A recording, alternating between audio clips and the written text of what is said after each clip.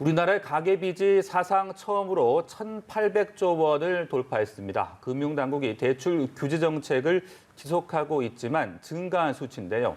박진영의 출근길 인터뷰. 오늘은 이인호 서울대 경제학부 교수를 만나 금리 인상 가능성에 대해 들어봅니다. 서울대학교에 나가 있는 박진영 기자 나와주시죠. 네, 박진영의 출근길 인터뷰 오늘은 이인호 교수와 이야기 나눠봅니다. 안녕하십니까? 네, 안녕하세요. 네. 한국은행 금융통화위원회가 지금 한창 아마 회의 중일 겁니다. 잠시 뒤에 이제 금리를 인상할 것이냐, 동결할 것이냐 결정이 나올 텐데, 뭐 전문가들의 의견도 좀 분분하게 나뉘는 것 같습니다. 어떤 예상을 좀 하시는지요?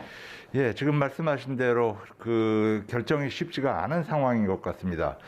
저희 나라가 우리나라가 그동안 그 가계부채 문제가 계속 악화되어 와서 더 이상 방치하기에는 어려운 상황인 것 같은데요. 그래서 그 가계부채를 억제하기 위한 수단으로서 금리 인상이 필요한 건 인정이 됩니다. 그렇지만 다른 한편으로는 우리나라가 그 코로나 사태 때문에 경기가 상당히 위축이 돼 있어 그 금리가 인상이 될 경우에 기업들이 더 어려움을 겪을 가능성이 있어가지고 다른 한편으로는 그 금리 인상이 좀 쉽지가 않을 가능성도 있을 것 같습니다. 그래서 조금 더 지켜보는 것이 필요한 것 같습니다. 네. 잠시 뒤에 이제 인상이냐 동결이냐 결정이 나올 것 같은데 문제는 이번에 동결이 되더라도 아무래도 가계비 때문에 다음번에 올리지 않겠느냐 이런 예상도 나옵니다. 이 부분은 어떨까요? 예, 그렇습니다. 결국 우리가 그 통화 정책을 정상화시키기 위해서는 금리 인상이 중장기적으로는 필요한 것 같습니다.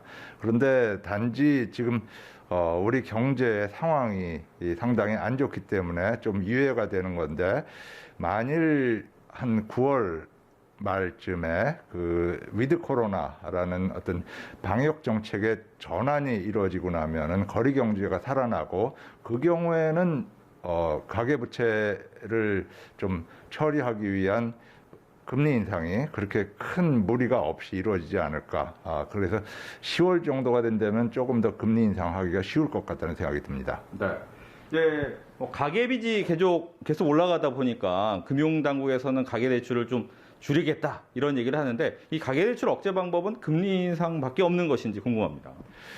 물론 지금 우리가 요새 그 시중에서 듣고 있는 대출 중단이라든지 상당히 직접적인 수단도 있습니다. 그렇지만 금리가 결국 가계 부채에서 어떤 공통적인 요소가 되는 건 사실입니다. 우리가 빚을 낼 때 그 자본 비용이 바로 금리이기 때문에 금리를 인상시킨다면 모든 사람들이 그 부채를 만들어내는 것을 좀 참고 좀 억제하기 때문에 상당히 중요한 수단인 것 같습니다. 그렇지만 다른 수단이 있기는 하지만 다른 수단들은 조금 더 그 정책이 좀 더 뭐라 그럴까요, 뭉툭하달까, 좀 더 세련되지 않은 것이 사실인 것 같습니다. 네. 그런데 이제 현재 보니까 시중은행에서는 가계대출 자체를 이제 중단하겠다라는 압박의 정책이 좀 나오고 있는데 이 부분은 실제 어떻게 보면 서민들 경제는 어떤 영향을 좀 미칠까 예상을 하시는지? 예, 지금 그 대출 중단을 하게 이른 그런 정책 당국의 입장은 이해를 하지만 이렇게 갑자기 대출 중단을 해버리면은 그 서민들의 삶은 상당히 어려워지지 않을까 이런 생각을 하게 됩니다. 우리가 빚을 낸다라면 사실은 상당히 복잡한 일입니다. 우리가 빚을 낼 때는 여러 가지 계획을 세워서 우리가 필요한 자금 소요를 생각을 해서 빚을 낼 계획을 세우는데 그것을 갑자기 막아버리면은 가을이 들면서 뭐 이사를 한다든지 여러 가지 전세 대금을 마련해야 되는 그런 서민들 입장에서는 상당히 어려울 것 같습니다. 그래서 정책 당국의 어떤 그런 어려운 입장을 이해는 하지만 조금 더 그 서민들의 삶을 생각해서는 정책 방향을 조금 더 예고를 하고 준비를 시킨 다음에 그런 정책 변화를 도입했으면 어땠을까 그런 생각도 듭니다. 예. 네.